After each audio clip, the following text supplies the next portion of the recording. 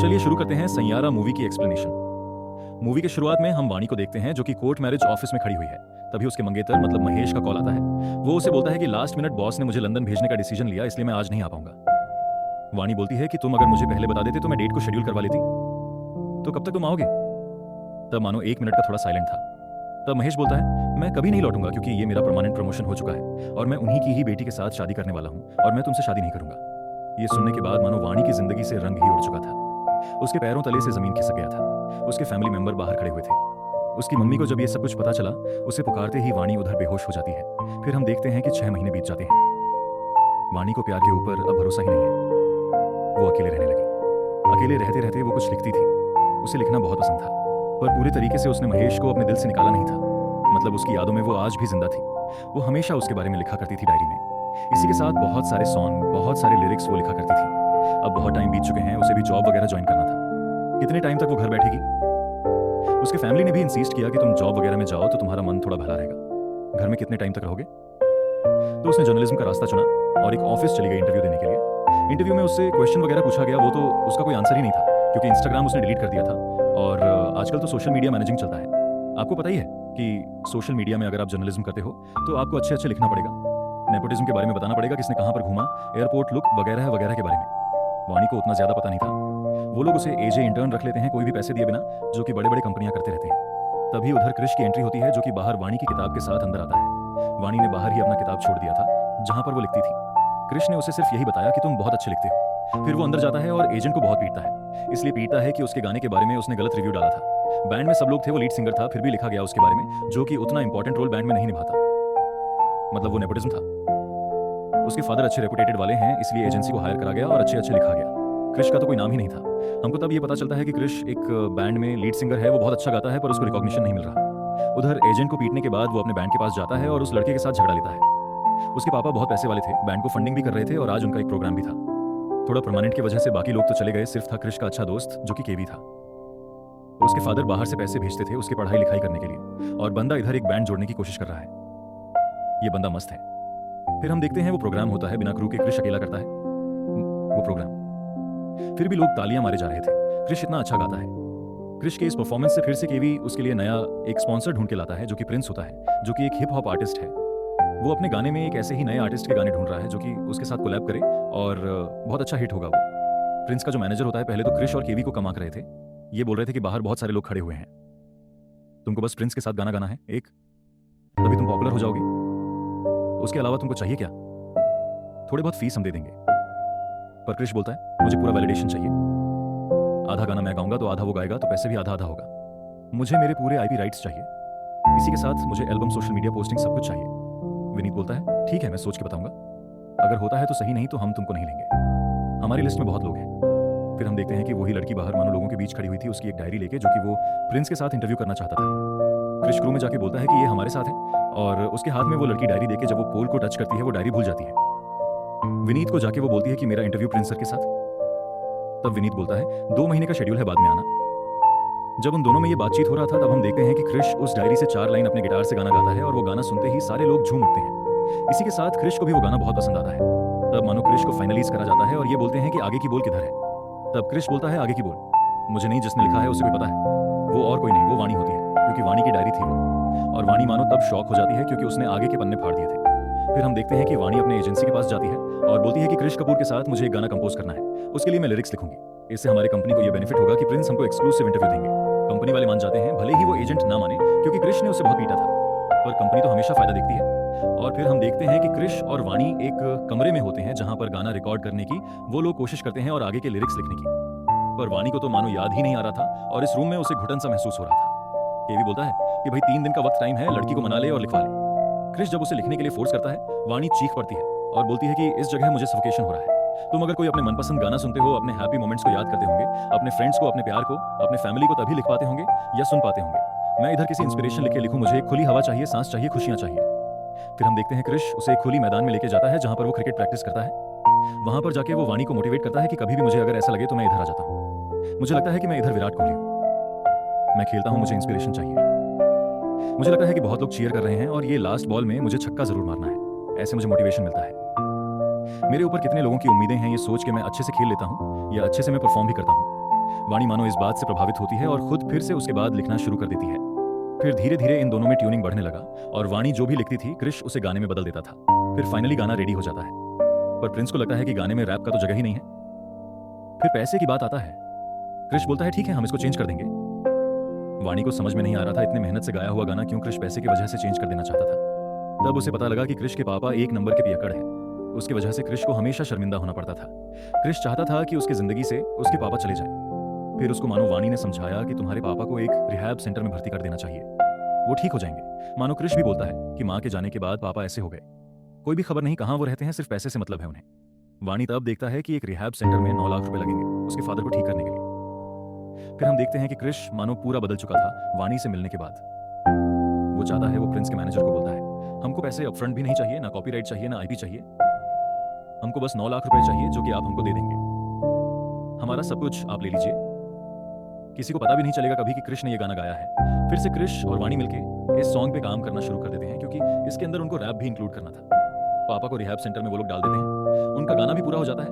Prince का जिस दिन स्टेज शो था उस दिन उन दोनों को टिकट भी मिला था फ्री में, जहां पर क्रिश का नाम कटा हुआ था। ये इन दोनों के लिए बहुत ही हार्ट ब्रेकिंग था। इस सॉन्ग के ऊपर इन दोनों ने बहुत टाइम से काम किया था, बहुत एफर्ट्स डाले इन दोनों ने।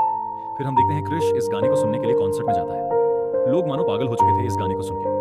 तभी हम देखते हैं कि वाणी को पता था कि क्रिश उधर जरूर आएगा। फिर आमने सामने वो दोनों कॉन्सर्ट में टकराते हैं, फिर एक दूसरे के करीब आते हैं और थोड़ा मोमेंट शेयर करते हैं। धीरे धीरे वो दोनों अच्छे दोस्त बन चुके थे और दोस्त से थोड़ा ऊपर भी। फिर हम देखते हैं कि क्रिश को फिर से अपनी क्रू के पास लौटना पड़ा क्योंकि वो सिर्फ गाना गाता है, वाणी लिखती है। फिर भी उसे म्यूजिशियन की जरूरत है जो कि डिवाइस वगैरह मैनेज करेंगे और पीछे से म्यूजिक वगैरह देंगे। दोस्त के अलावा वो अपने इंडिपेंडेंट शो कभी भी नहीं कर पाएगा। दोस्तों से जाके माफी मांगता है और बोलता है हमारे पास आज वाणी है जिसकी वजह से हमको आगे और ज्यादा फेम मिलेगा। वो लोग गाना वगैरह भी शूट करते हैं, रिकॉर्डिंग करते हैं और वो गाना मानो पहले ही दिन हिट हो जाता है। 50,000 शेयर हो जाते हैं और YouTube पे ट्रेंडिंग 3 पे ये चले जाती है। इसके पीछे पूरा क्रेडिट है वाणी का क्योंकि गाना तो वो लोग पहले भी बना रहे थे।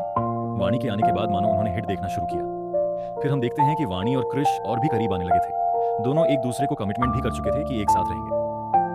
दोनों पूरे प्यार में थे। वाणी को एक दिन जब क्रिश घर में छोड़ता है तब हम देखते हैं उसके मम्मी पापा ये देख रहे थे। क्रिश को वो लोग आवाज आरा मांगते हैं और वाणी को फिर से वो वार्न करती है कि पहले तुमने प्यार किया, वो तुमको छोड़ के चला गया।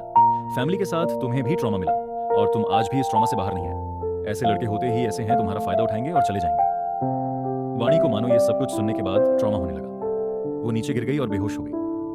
उसको हॉस्पिटलाइज किया गया। डॉक्टर ने बोला वो कुछ टाइम बाद ठीक हो जाएगी, उसको अब न्यूरोलॉजिस्ट जरूर दिखाएं। उधर हम देखते हैं कि क्रिश भी उसके लिए वेट कर रहा था।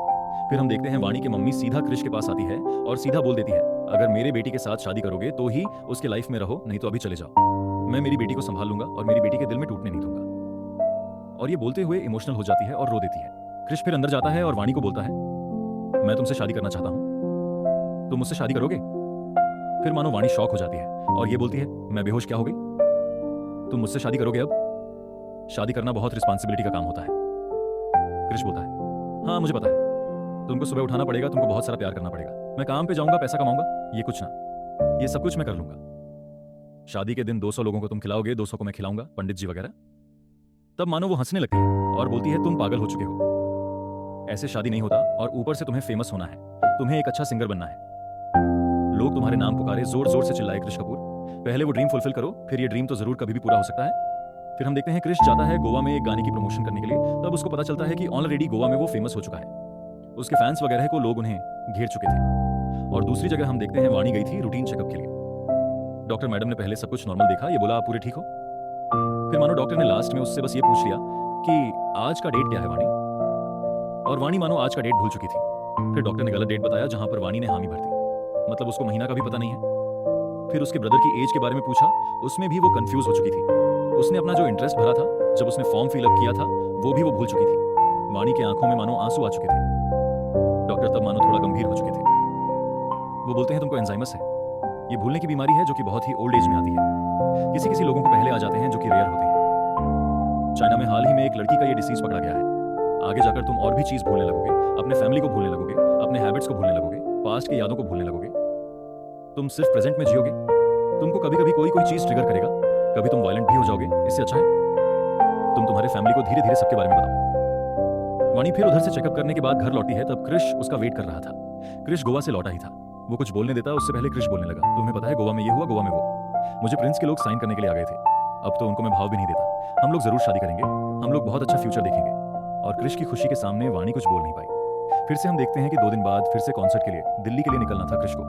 और दूसरी जगह हम देखते हैं कि इतना बड़ा सक्सेस के बाद एक सक्सेस पार्टी रखा गया था ऑफिस में, जो कि हम देखते हैं कि नए एमडी बन के आए थे और कोई नहीं महेश, जो कि वाणी का पहले बॉयफ्रेंड था, जो कि उससे शादी करने वाला था। पर आज उसके वो पहचानने से इनकार कर रहा है और वाणी को भी अच्छे से कुछ याद नहीं है। वो मानो उसे देख के शॉक तो हो जाता है पर कुछ बोल नहीं पाती। फिर से ऑफिस के फंक्शन में उनकी मुलाकात होता है, जहां पर महेश की नजर मानो वाणी की तरफ सही नहीं था। वो वाणी को अलग अलग जगह टच कर रहा था। तभी वाणी को मानो ट्रिगर होता है। वो फिर से पास्ट में चली जाती है और वो महेश को बोलता है, अरे मैं तो तुम्हारे साथ हमेशा रहूंगा, इधर क्यों ये सब कुछ कर रहे हो? जल्दी हमारी शादी है। तब मानो महेश भी थोड़ा शॉक हो जाता है, क्योंकि उसकी तो शादी हो चुका है और वो उसको पता है कि वो क्या गलत कर रहा है। पर वाणी मानो पास्ट लूप में ही फंसी हुई है। वो फिर महेश के हाथ को लेके खींचातानी करती है और उधर एक सीन क्रिएट होता है, जहां पर वाणी को उधर से बेइज्जती करके निकाला जाता है। वाणी अपना फोन उधर भूल गई थी। क्रिश उसे मल्टीपल टाइम कॉल करता है, पर कॉल एक वेटर उठाता है, जहां पर वो पूरा घटना को बताता है। जहां पर से क्रिश भागते हुए, कॉन्सर्ट छोड़ के भागते हुए क्लब वाले लोकेशन में आता है, जहां पर वो देखता है कि वाणी ने अपना बैग और फोन छोड़ दिया था। बैग के अंदर से वाणी का प्रिस्क्रिप्शन उसे मिलता है, जहां पर क्रिश को सब कुछ पता चलता है कि वाणी के साथ प्रॉब्लम क्या है। क्रिश को पता था कि वाणी कहां जा सकती है। वाणी गई थी वही क्रिकेट ग्राउंड पे, जहां पर क्रिश अपना गम भुलाने के लिए प्रैक्टिस करता है और मोटिवेट करता है खुद को। पर वाणी इधर खुद को संभाल नहीं पा रही थी। क्रिश को सब कुछ पता चल चुका है, ये जान के वाणी मानो उसे बोलता है कि तुम मेरे जिंदगी से चले जाओ। पर क्रिश नहीं जाता, वो उसे पकड़ लेता है और बोलता है, मेरे साथ चलने तक मैं तुम्हारे साथ हूँ। तुमने मुझे खुल के जीना सिखाया। तुमने मेरे लाइफ में आके एक ऐसा मैजिक कर दिया कि आज मैं जहां पर भी हूं तुम्हारे वजह से। ये फेम, ये सब कुछ मैं तुम्हारे साथ सेलिब्रेट करना चाहता हूँ। पूरी जिंदगी मैं तुम्हारे साथ बिताना चाहता हूँ। तब हम देखते हैं कि वाणी बोलती है, मैं तुमको याद भी नहीं रखूंगा, मैं तुम्हें भूल जाऊंगा। तुम्हारे साथ बिताए हुए हर लम्हे को तुमको भूल जाऊंगा कृष्ण। इसका क्या मतलब? जिसके लिए तुम इतना कुछ करोगे वो तुमको याद ही नहीं कर पाएगा, उसका क्या फायदा? फिर कृष्ण बोलता है, मैं तुम्हारे साथ हर दिन एक यादें बनाऊंगा। 1000 यादें, 100 यादें, लाखों यादें, जो कि तुम कभी भूल नहीं पाओगे। तुम एक भूलने की कोशिश करोगे, मैं और बना दूंगा। ये बोल के उसे वो पकड़ लेता है और सारी जिंदगी मरते दम तक एक साथ रहेगा, ये वादा करता है।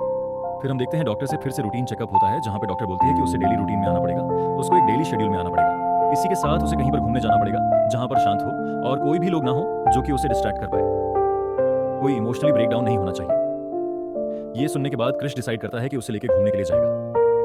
फैमिली वाले पहले नहीं मान रहे थे, पर क्रिश के ऊपर उनको भरोसा था। इस हालत में भी उनकी बेटी के हाथ क्रिश ने नहीं छोड़ा, इसलिए क्रिश और वाणी एक साथ निकल जाते हैं। दोनों बहुत ज्यादा एंजॉय करते हैं, घूमते हैं, एक साथ टाइम बिताते हैं और एक दूसरे को और ज्यादा जानते हैं। वो दोनों मानो अब एक हो चुके थे। कुछ टाइम बाद क्रिश के पास कॉल आने लगा, केवी की भाई प्रोग्राम कब करेगा? तो अगर ऐसे ही जाके बैठ जाएगा हमारा बैंड का क्या होगा? पर क्रिश बोलता है, मुझे थोड़ा टाइम और लगेगा, मुझे अभी कोई भी कॉन्सर्ट वगैरह नहीं करना। तब हम देखते हैं कि वाणी उसे समझाती है, अपनी लाइफ को ऐसे खराब मत करो, मैं तुम्हारे साथ जाऊंगी, मैं तुम्हारे साथ होंगी। उसको ये भरोसा देती है और वो दोनों फिर से कॉन्सर्ट करने के लिए निकलते हैं, जहां पर स्टेज में उठने के पहले ही वो दोनों एक साथ हक करते हैं और क्रिश ऊपर गाना गा रहा था। तभी हम देखते हैं कि नीचे वही कंपनी का एमडी जो कि इस गाने को स्पॉन्सर कर रहा था, महेश आता है और महेश को देखते ही फिर से वाणी ट्रिगर हो जाती है। उसे देखने के बाद फिर से वो महेश से पूछती है कि तुम यहाँ क्या कर रहे हो बेबी, और तुम क्यों नहीं मुझे फोन कर रहे हो? महेश को तब इस चीज थोड़ा वियर्ड लगा, फिर भी अच्छे से वो उससे बातें करता है और फायदा लेने के लिए वैनिटी में लेके जाता है। वैनिटी में ले जाने के बाद उसके साथ वो क्लोज होने लगता है, पर वाणी को मानो पुरानी चीजें थोड़े थोड़े याद आने लगते हैं। फिर भी वो कुछ नहीं कर पाता, वो शिवरिंग कर रही थी। क्रिश को जब वाणी नहीं दिखी, वो इधर उधर ढूंढने लगा। उसे वैनिटी में जाके जब महेश और वाणी एक साथ दिखी, वो वाणी को सिंपली बोलती है, इधर से तुम चलो, इधर नहीं रहना हमको। फिर मानो महेश जब उसे आके रोकता है और बोलता है, हम दोनों को अकेला छोड़ दो। फिर क्रिश उसे बहुत मारता है और वाणी तब हम देखते हैं वो महेश की साइड लेता है और एक चाकू लेके वो उसको हाथ में भोंक देती है और बोलती है कि हम दोनों को अकेला छोड़ दो। हम दोनों को क्यों डिस्टर्ब कर रहे हो? हम दोनों शादी करने वाले हैं। क्रिश की आंखों में सिर्फ आंसू था। उसे पता है कि वो सब कुछ भूल चुकी है, उसको पास्ट ट्रिगर कर रहा है। ओके, प्रेजेंट का वो सब कुछ भूल चुकी है।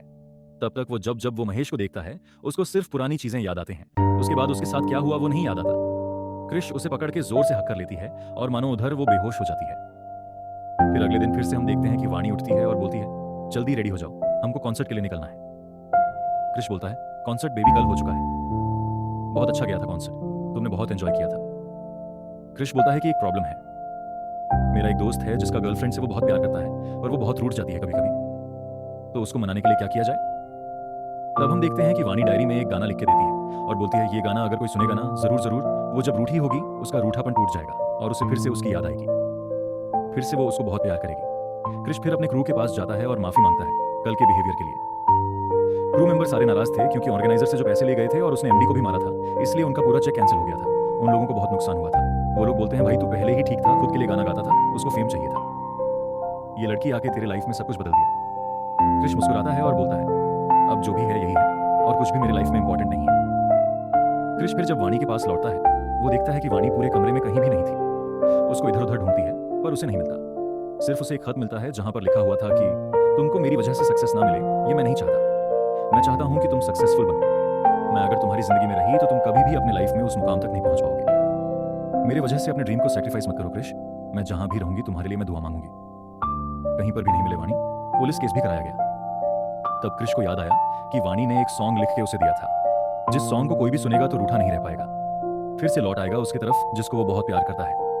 वो केवी के पास जाता है और रोते रोते बोलता है कि भाई मुझे पूरे इंडिया में कॉन्सर्ट करना है और एक गाना गाना है, जो गाना सुन के वो जरूर वापस आएगी। वो मिल नहीं रही, मेरी मदद कर। और उसके सारे दोस्त उसकी मदद करने लगे। उनको भी पैसा कमाना था। अलग अलग सिटीज में शहर में प्रोग्राम होते रहे और वो गाना बजा जो कि इस साल का मैं बोल सकता हूँ ब्लॉकबस्टर गाना है, सैयारा तुम तो। ये गाना वो गाता रहा और भाई अब ये गाना सुन के ना आप भी इमोशनल हो जाओगे। इसी के साथ हमारी कहानी हुई खत्म। वीडियो अगर अच्छा लगा लाइक कमेंट शेयर जरूर कीजिएगा। मिलते हैं नेक्स्ट वीडियो पर, तब तक के लिए बाय बाय।